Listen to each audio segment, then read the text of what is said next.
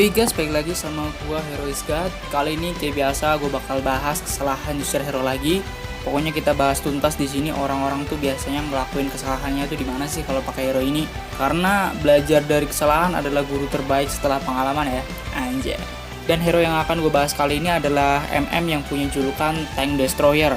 Karena MM ini tuh bikin semua tank tuh bisa jadi loyo gitu. Tank setebal apapun tuh tetap jadi kerupuk kalau ada nih hero. Hero ini adalah si Kari. Kari ini salah satu MM yang damage-nya itu konstan ya. Di early game sampai late game tuh damage-nya tetap sakit. Karena tipe damage-nya itu damage fix ya, bukan damage yang ditambah-tambahin sama item damage. Nah, itu lu bingung kan maksudnya gimana? Jadi langsung aja di sini gue bakal bahas dulu skill-skillnya. Pasifnya namanya Like Will Mark. Jadi di sini setiap hitnya Kari itu bakal ngasih Like Will Mark ya. Kalau marknya di sini udah 4, itu hit yang kelima bakal ngasih true damage. Ini yang putih gini nih. True damage tuh kalau yang belum tahu ya damage yang fix lah. Gak dikurangi sama armor atau magic resistant. Intinya angkanya angka fix lah. Skill satunya namanya Spinning Like Wheel. Kari bakal ngeluarin bola ajaib ke arah yang dia pengen, dan bola itu kalau kena musuh itu bakal ngasih damage sama nge-slow musuh 80%. Skill 2 nya namanya Phantom Step. Kari bakal lompat ke arah yang dia pengen, dan pas lompat itu dia bakal ngelempar cakram ke musuh. Ultinya namanya Speedy Like Wheel. Ketika lu tekan ulti lu, itu hit lu bakal jadi 2 ya. Jadi basic attack lu yang tadi cuma keluar 1 cakram, itu kalau lu ulti keluarnya bakal 2 cakram gitu setiap hitnya. Tapi damage cakramnya itu cuma 50% dan attack speed lu bakal berkurang 20%. Terus movement speednya Kari itu bakal nambah 20% juga. Dan oke, itu aja sih buat skill-skillnya. Langsung aja di sini ke poin utamanya, 5 kesalahan umum yang sering dilakukan sama user Kari. Kesalahan yang pertama yaitu tidak menggunakan combo pasif dan skill 2. Jadi Kari ini tuh MM yang di early game tuh udah punya damage yang gede ya. Dibanding MM lain, Kari ini yang paling sakit damage-nya di early game. Tapi buat ngeluarin damage yang sakit ini butuh combo dan trik khusus buat ngeluarin damage yang gede ini. Kalau kalian user Kari sejati sih mesti udah pada tahu lah yang gini-gini mah. Ini udah dasar banget gitu. Tapi buat yang belum tahu, jadi pasifnya Kari ini tuh kan kayak yang udah gue jelasin tadi, kalau setiap hitnya itu musuh bakal dapat yang namanya Like Will Mark ya, yang di bawahnya ini. Dan kalau udah 4 hit yang kelima itu bakal ngeluarin true damage.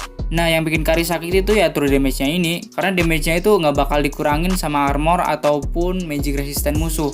Jadi angka damage yang dikeluarin tuh angka real gitu. Misal true damage-nya 100 ya, musuh bakal kena damage-nya fix 100, nggak dikurang-kurangin. Jadi buat lawan hero-hero tank yang kuat dan tebel-tebel armornya gede itu bakal enak banget pakai Kari, karena pasif ini bakal nembus pertahanan mereka gitu. Nah, cara maksimalin damage-nya biar lebih gede lagi, lu bisa pakai skill 2. Jadi pas udah hitnya itu udah 4 kali, misal 1 hit, 2 hit, 3 hit, 4 hit, dan hit yang kelima itu lu pecahinnya pakai skill 2, jangan pakai basic attack biasa.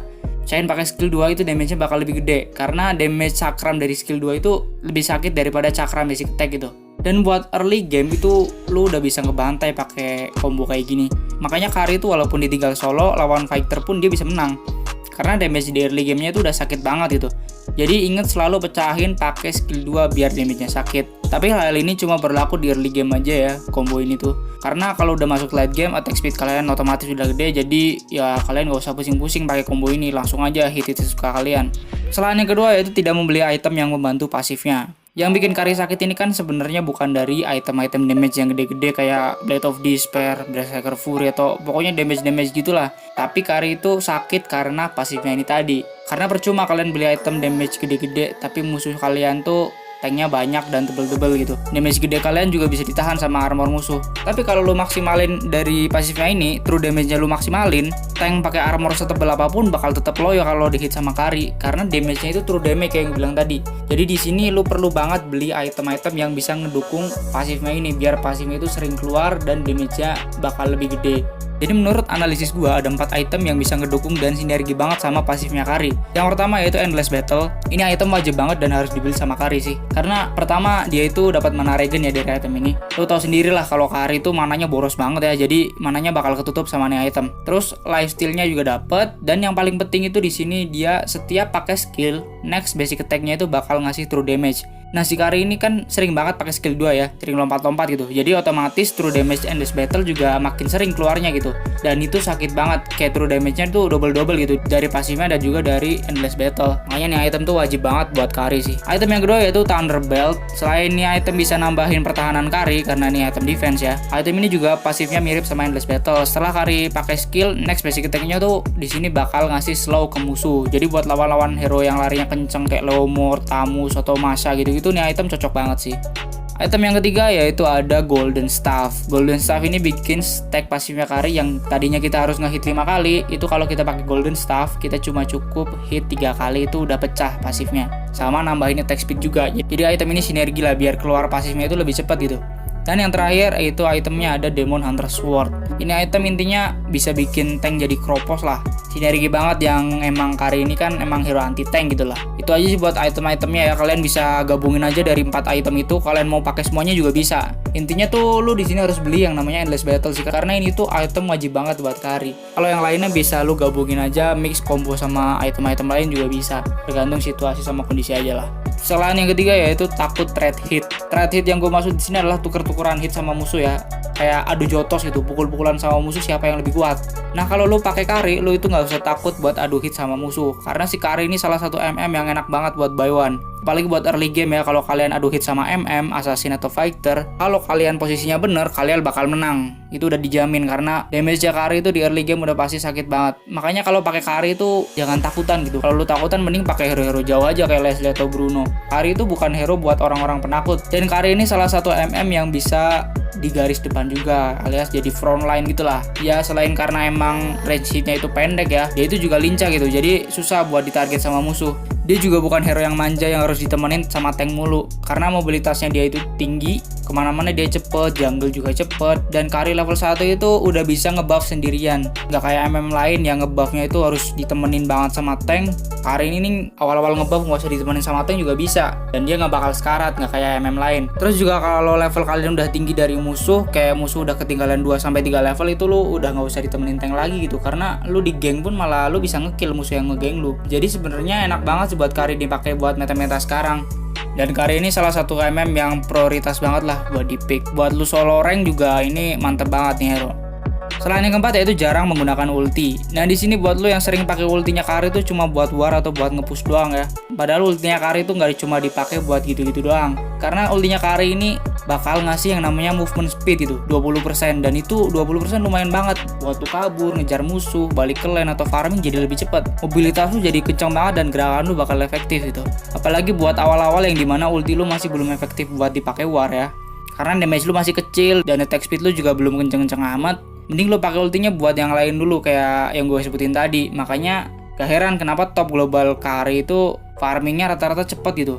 Dan mereka rata-rata susah ditangkap ya, karena mereka bener-bener maksimalin ultinya ini nggak cuma buat ngewar gitu. Mereka pakai buat kabur, buat farming atau buat ngejar musuh. Intinya mereka tuh nggak pelit pakai ulti lah.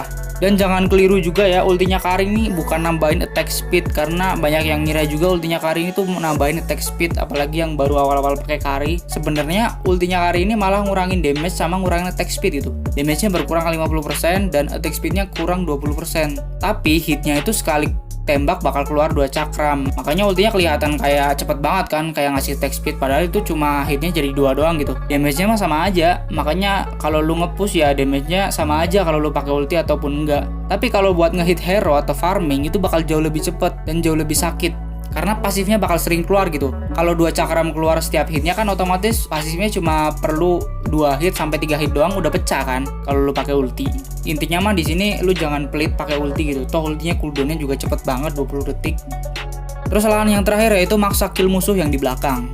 Nah biasanya buat hero-hero MM atau hero core atau hero-hero damage lah pokoknya, itu kan dia harus ngincer yang namanya core musuh kan. Pokoknya hero-hero yang tipis gitu, kayak MM musuh, assassin atau mage. Karena emang yang jadi kuncian di tim musuh kan mereka-mereka. Tapi dengan lu pakai Kari yang emang range-nya pendek banget kayak punya lu, itu tuh lu susah banget ngejangkau musuh yang ada di belakang. Yang ada kalau lu tetap maksain hit yang di belakang musuh, itu lu bakal susah banget dan otomatis lu bakal offside itu. Kayak maju banget ke daerah musuh dan lu malah mati konyol. Padahal Kari ini walaupun lu gebukin yang di depan kayak tank atau fighter, itu damage-nya tetap sakit. Jadi ngapain lu susah-susah nargetin musuh yang di belakang?